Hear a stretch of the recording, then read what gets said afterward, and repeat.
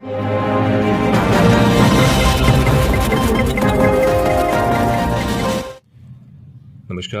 आप देख रहे हैं सूत्र समाचार। मैं आपके साथ अंकित। रीवा नगर निगम की परिषद बैठक के दौरान आज जमकर हंगामा हुआ। बता दें कि बैठक की शुरुआत में ही अध्यक्ष वेंकटेश पांडे की गाड़ी पर सवाल उठाया गया, जिसके बाद अहम मुद्दों को छोड़कर गाड़ी जैसे मुद्दों पर बहस शुरू हुई। बहस बढ़ती चली गई, जिसके बाद महापौर अजय मिश्रा बाबा अपने कांग्रेसी पार्षदों के साथ परिसर छोड़कर बाहर निकल गए और महापौर सहित कांग्रेस पार्षदों ने बैठक से वॉकआउट कर दिया। बैठक की शुरुआत में ही परिषद अध्यक्ष की गाड़ी को लेकर हंगामा शुरू हुआ और लगभग 10 मिनट में ही जोरदार बहस शुरू हुई और कार्यवाही स्थगित हो गई, जिसके बाद परिषद अध्यक्ष ने गाड़ी का किराया चेक के माध्यम से आयुक्त को सौंप दिया और गाड़ी सहित आवास सभी का त्याग कर दिया। इस बैठक में शहर के तमाम बड़े मुद्दों पर बात होनी थी, पर अफसोस कि जनप्रतिनिधियों को जनता के हित की बात से ज़्यादा तवज्जो परिषद अध्यक्ष को मिलने वाली गाड़ी को देना था। रीवा निगम परिषद की मर्यादा को तार तार करने का ये पूरा वीडियो आप सभी को दिखा रहे हैं। साथ ही इस पूरे मामले पर सुनिए महापौर अजय मिश्रा बाबा और परिषद अध्यक्ष वेंकटेश पांडे ने क्या कुछ कहा। तो जिस दिन से मुझे वाहन मिला है उस दिन से आज दिन तक वाहन का किराया, ड्राइवर का किराया, डीजल सब आयुक्त महोदय को मैं चेक दे रहा हूं और वापस कर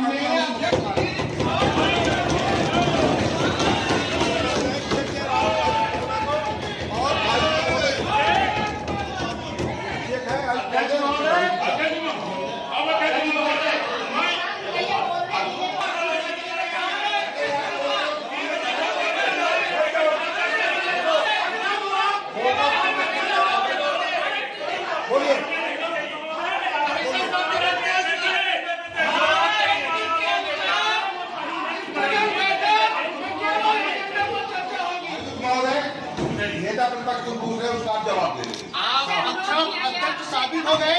आप एजेंडे में चर्चा कराने में अक्षम हो। आप एजेंडे हो जाना।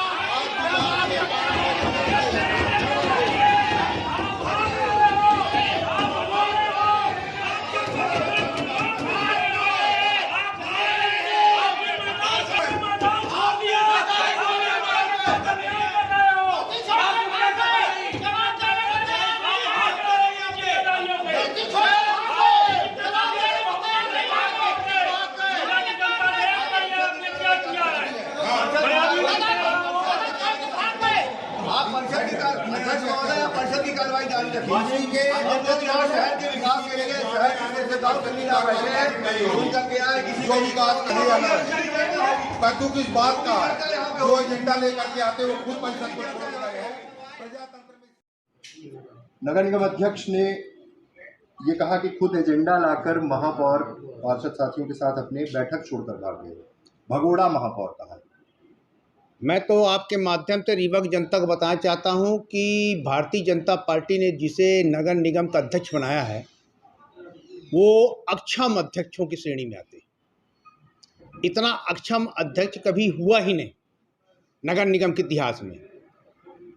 जो परिषद चलाने में अक्षम हो, परिषद की गरिमा को न समझे कि जनहित के मुद्दे पे चर्चा पहले होती है।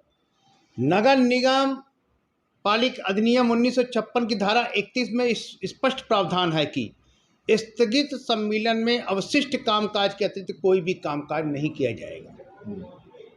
जो पूर्व में एजेंडा आया था इन 4 विषयों का, उसके अतिरिक्त 5 विषयों पर, उसके अतिरिक्त कोई कार्यकाल नहीं हो सकता। 31 तारीख की बैठक जो हुई उसमें इलेक्शन कराया लेखा समिति का, और इलेक्शन कराने के बाद फिर हंगामा की स्थिति चालू कर दिया कि हमको विकास कार्यों में चर्चा करनी है। पहले उसमें जब तक आप एजेंडे पे चर्चा नहीं करोगे कोई भी चर्चा नहीं होगी। फिर अगर आपको विकास कार्यों में चर्चा करनी है तो 2/3 पार्षदों के हस्ताक्षर सहित आवेदक पार्षद जब अध्यक्ष को देंगे तब उस पर चर्चा होगी एजेंडा के पश्चात। जो अध्यक्ष अपने वाहन को लेकर परिषद में जो पीठासीन अधिकारी होता है 45 पार्षदों का, उसको सिर्फ अधिकार ही इतना है, परिषद का संचालन का ही अधिकार है, इसके सिवाय अध्यक्ष को कोई अधिकार नहीं है। अपने कक्ष को लेकर स्वयं बात कर रहा हो, उससे हल्का अध्यक्ष आज तक इस नगर निगम में कोई आया नहीं। तो मैं तो ये बोलना चाहता हूं कि जनहित के एजेंडे पे जो परिषद चर्चा ना करा रही हो, आपके माध्यम से मैं रीवा की जनता से आग्रह करना चाह रहा हूं कि विकास कार्य नहीं रुकेंगे।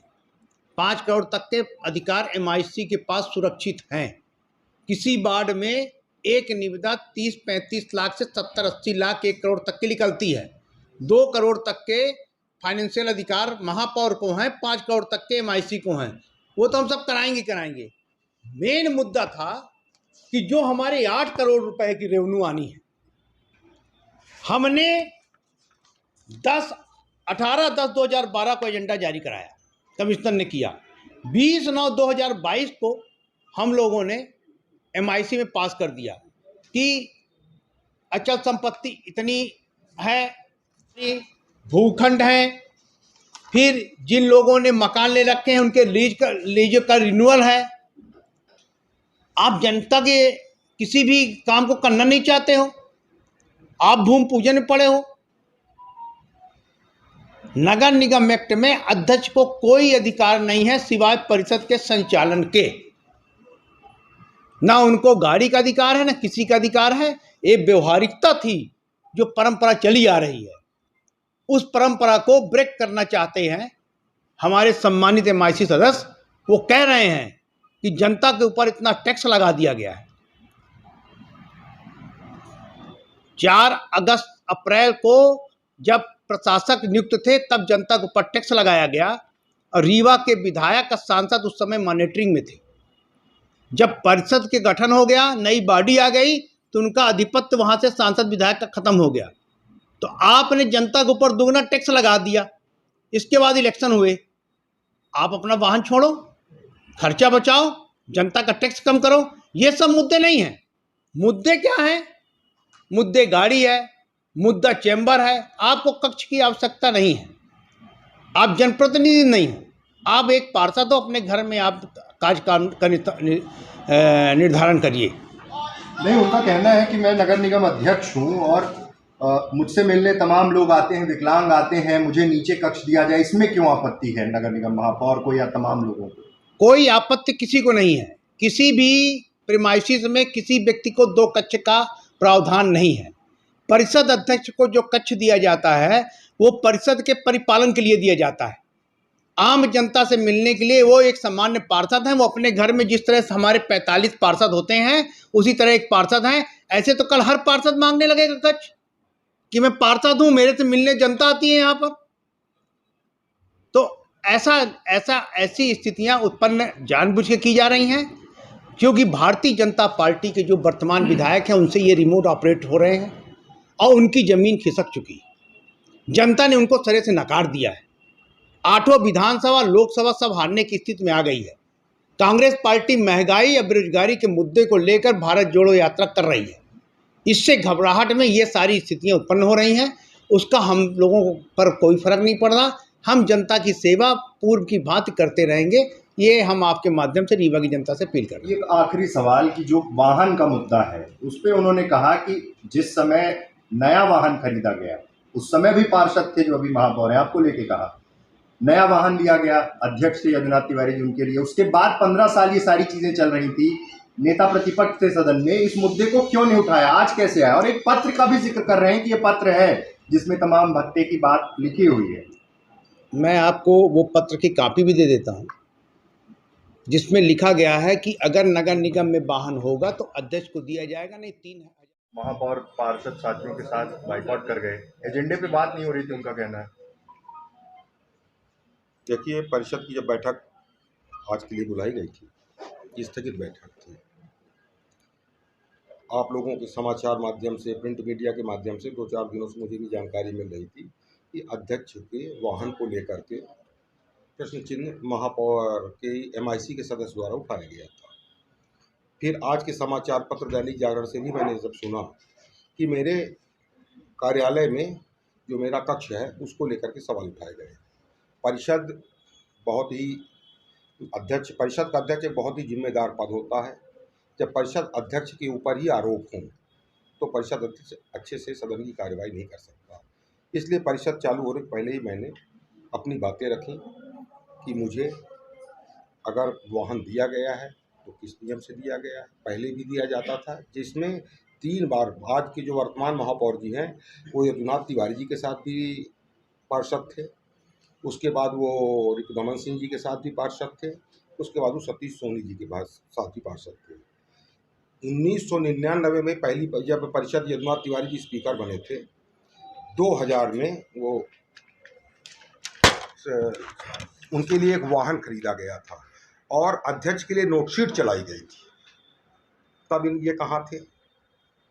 आज वर्तमान महापौर जी उस समय पार्षद थे, उसी दल से थे। फिर भारतीय जनता पार्टी की सरकार बनी 2003 में। उसके पहले ये स्थिति थी कि नगर निगम के कर्मचारियों को 2-2 साल वेतन नहीं मिलता था। 2003 में जब भारतीय जनता पार्टी की सरकार बनी, उसके 6 महीने बाद रीवा विधायक राजेंद्र शुक्ला राज्य मंत्री बने। उसके बाद ही बनते उन्होंने रीवा नगर निगम को पहली राशि 2 करोड़ रुपए दिलवाई थी चुंगी क्षतिपूर्ति में, जहां आंकड़ा 2, 4, 6, 10 लाख का था, वहां करोड़ों रुपए चुंगी क्षतिपूर्ति दिलाई गई। तो निगम के विकास को देखते हुए निगम के हित में बात न करके, क्योंकि ये कोई काम तो कर नहीं रहे हैं, जैसे भी सभी पार्षद लोग बोल रहे थे कि भूमि पूजन करते घूम रहे, मेहनत हम करते हैं, पुराने काम है ये करते हैं, तो ये ओछी लोकप्रियता पाने का काम कर रहे हैं। भंग हो रही है, मुद्दों पर चर्चा नहीं हो रही है, तो क्या इससे शर्म की कोई बात नहीं होगी कि खुद महापौर मेयर इन काउंसिल जो ये प्रस्ताव भेजते हैं वो परिषद छोड़ के चलेगा। ये इतिहास में इससे बुरा दिन कभी नहीं आया होगा मध्य प्रदेश में। मुझे परिषद के शुरुआत में ही आपने चेक वहाँ पकड़ा दिया, विवाद की स्थिति निर्मित हो गई, 5 मिनट के अंदर परिषद भंग हो गई, तो ये कैसे चल पाएगा इस नगर निगम? ये महापौर को अपने MIC के जो सदस्य हैं उनके ऊपर नियंत्रण रखना पड़ेगा। आरोप लगाने के पहले कुछ करने के पहले नियम कानून देख लेना चाहिए। उन्होंने आरोप लगाया था अध्यक्ष की आसंदी पे। इस तरह के आरोप को लेकर के अगर मैं अध्यक्ष की आसंदी में बैठूंगा तो मैं क्या निर्णय कर पाऊंगा? पहले मुझे बेदाग होना पड़ेगा। अब मैंने ये क्लियर किया है वहाँ कि आप बता दो मुझे वाहन की पात्रता है या नहीं। अगर पात्रता नहीं है, मैंने वाहन लिया है, जितने दिन मैंने वाहन रखा उसका ड्राइवर, उसका डीजल जो भी है उनके खर्चे, उसके साथ अधिभार लगा करके मैंने आयुक्त नगर निगम को चेक दे दिया है, ब्लाइंड चेक दे दिया है कि इसको पूरा भर दे।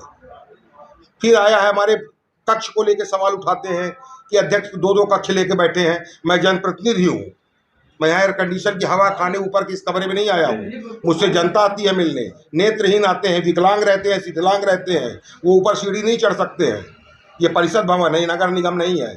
परिषद भवन जब परिषद का है तो आयुक्त से मैंने बोला कि परिषद भवन में परिषद अध्यक्ष को नीचे बैठने की जगह दे, मुझे 2 कक्ष का शौक नहीं है। ये टकराव क्यों निर्मित हो रहा है? ये टकराव आपको महापौर से पूछना चाहिए। कितने ज्वलंत मुद्दे शहर के विकास के 5-5 एजेंडे थे, महापौर अपनी MIC को लेकर क्यों भाग गए बैठक से?